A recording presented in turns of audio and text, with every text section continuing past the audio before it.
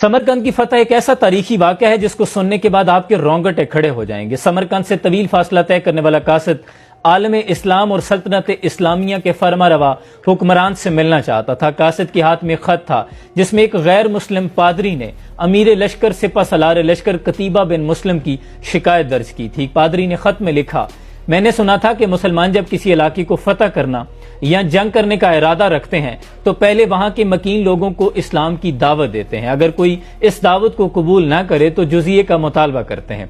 अगर कोई दोनों शराइत को कबूल ना करे तो फिर जंग के लिए तैयार हो जाते हैं। लेकिन हमारे साथ ऐसा कोई भी मामला नहीं किया गया। रातों रात हम पे हमला किया गया और हमें मफ्तू कर लिया गया। ये खत समरकंद के सबसे बड़े पादरी ने आलम इस्लाम के फरमारवा उमर बिन अब्दुल अजीज के नाम लिखा था। कासिद ये खत लेके दमिश्क पहुंचा, लोगों से हाकिम वक्त की कयामगाह का पूछा। लोगों ने जो पता बताया, जब उस घर के दरवाजे पे पहुंचा तो हैरान रह गया, क्योंकि इस घर की हालत इंतहाई मामूली और खस्ता थी। दीवार के साथ लगी सीढ़ी पे खड़ा एक शख्स छत की लिपाई कर रहा था और नीचे खड़ी ये खातून गारा पकड़ा रही थी। कासिद दोबारा उन्हीं कदमों पे वापस आया, लोगों से कहा, मैंने तुम्हें हाकिम वक्त की कयामगाह का पूछा था, ना कि एक मफलूकुल हाल गरीब शख्स के घर का जिसके घर की छत भी टूटी हुई है। लोगों ने कहा, हमने तुम्हें पता ठीक बताया है, वही हाकिम वक्त उमर बिन अब्दुल अजीज का घर है। कासिद मायूसी के साथ बोझल कदमों के साथ उसी घर के दरवाजे पे पहुंचा, दस्तक दी। अंदर से वही शख्स नमूदार हुआ जो कुछ लम्हे पहले सीढ़ी पे खड़ा छत की लिपाई कर रहा था। कासिद ने पूछा, आप कौन? तो फरमाया, मैं उमर बिन अब्दुल अजीज हाकिम वक्त हूँ। कासिद ने उमर बिन अब्दुल अजीज को खत पेश किया। उमर बिन अब्दुल अजीज ने खत को पढ़ने के बाद उसी खत की पुष्ट पे लिखा, उमर बिन अब्दुल अजीज की तरफ से समरकंद में तायनात अपने आमल के नाम।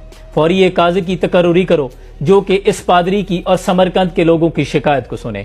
खत पर मोहर लगाई और कासिद के हवाले कर दिया। कासिद वो खत का जवाब लेकर समरकंद पहुंचा। खत का जवाब और मुलाकात का जब सारा अहवाल बयान किया तो पादरी पर भी मायूसी छा गई। उसने कहा, भला ये खत का छोटा सा टुकड़ा है जो इतने बड़े मुसलमानों के लश्कर से हमारे शहर को बचाएगा, लेकिन इसके सिवा उसके पास कोई चारा नहीं था। खत का टुकड़ा लेकर वो डरते डरते हाकिम समरकंद कतीबा बिन मुस्लिम अमीर लश्कर के दरबार में पहुंचे। खत पेश किया। कतीबा बिन मुस्लिम ने जवाब पढ़ा तो फौरी अपने खिलाफ ही एक काजी मुकर्रर किया जो कि समरकंद के लोगों की शिकायत को सुने। चुनांचे काजी मुकर्रर हो गया, अदालत सज गई। काजी ने पादरी से पूछा, तुम्हारा दावा क्या है? तो पादरी ने कहा, मैंने सुना था मुसलमान जब जंग का इरादा रखते हैं तो पहले इस्लाम की दावत देते हैं। अगर दावत कबूल न की जाए तो जुजिये का मुतालबा करते हैं। अगर दोनों पेशकश को ठुकरा दिया जाए तो फिर जंग करते हैं।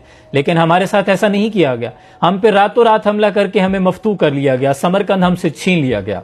काजी ने अपना रुख अमीर लश्कर कतीबा बिन मुस्लिम की जानिब मोड़ा। पूछा, कतीबा, तुम इस दावे के जवाब में क्या कहते हो?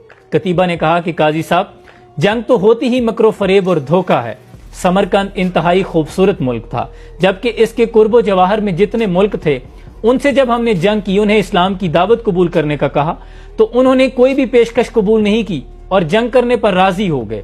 तो इसके मुकाबले में समरकंद तो इंतहाई सरसब्ज और शादाब था, फिर ये क्यों कर हमारे मुतालबे को कबूल करते? काजी साहब ने कतीबा बिन मुस्लिम की बात को सरीहन नजरअंदाज करते हुए दोबारा पूछा, कतीबा, सवाल ये है, क्या तुमने समरकंद के लोगों को जंग से पहले इस्लाम की दावत कबूल करने का कहा था या जुजिये का मुतालबा किया था?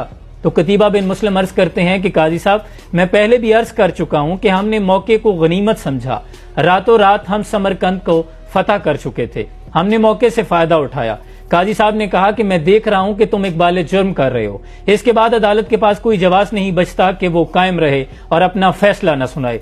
फिर गरजदार आवाज में काजी साहब ने कहा, तुम नहीं जानते कि अल्लाह ने इस्लाम को और मुसलमानों को फजीलत अदलो इंसाफ की वजह से बख्शी है, ना कि धोखादही और मौका परस्ती की वजह से। इसके बाद काजी साहब ने कहा कि यह अदालत फैसला सुनाती है कि समरकंद में मौजूद तमाम लश्कर इस्लाम, तमाम फौजी अहदेदारान और सिपा सलार अपने बीवी बच्चों समेत अपने इमलाक और माल गनीमत को यहीं पे छोड़कर शाम से पहले पहले समरकंद की हुदूद से बाहर निकल जाएं और कोई भी मुसलमान समरकंद में बाकी ना रहे।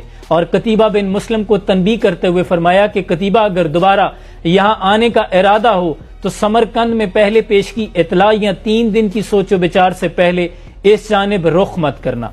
पादरी समेत समरकंद के तमाम लोग जो सुन रहे थे, देख रहे थे, उनके कान और अकल इस बात को तस्लीम नहीं कर रहा था, क्योंकि समरकंद की तारीख ने ऐसा पहले नहीं देखा था कि कोई फातेह लश्कर किसी मफतू शहर को इस तरह छोड़कर उसकी हुदूद से बाहर निकल रहा हो। लेकिन फिर काजी के फैसले पर عمل کیا گیا، تمام مسلمان لشکر قافلہ در قافلہ سمرقند کی حدود سے باہر نکلنے لگے۔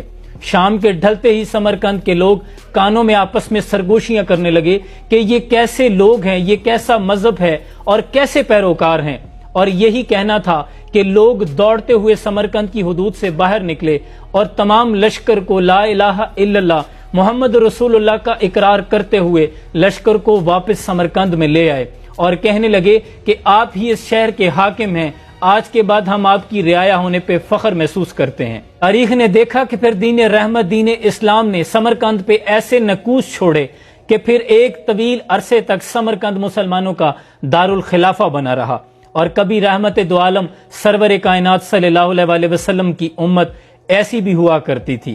کبھی اے نوجوان مسلم تدبر بھی کیا تو نے، وہ کیا گردوں تھا تو ہے جس کا ایک ٹوٹا ہوا تارا، اور یہ غازی یہ تیرے پراسرار بندے جنہیں تو نے بخشا ہے ذوق خدائی، دو نیم ان کی ٹھوکر سے صحرا و دریا، سمٹ کر پہاڑ ان کی ہیبت سے رائی۔ اور کبھی اے تصور پیدا کر منظر وہ صبح و شام تو، دوڑ پیچھے کی طرف اے گردش ایام تو۔ اللہ مسلمانوں کو دوبارہ وہ کھویا ہوا وقار عطا کر دے، اور وہ جو اقبال کا خواب تھا کہ نکل کر صحرا سے جس نے روما کی سلطنت کو الٹ دیا تھا، سنا ہے یہ قدسیوں سے میں نے، وہ شیر پھر ہوشیار ہوگا۔ اپنا بہت سا خیال رکھیے، سلام پہنچے۔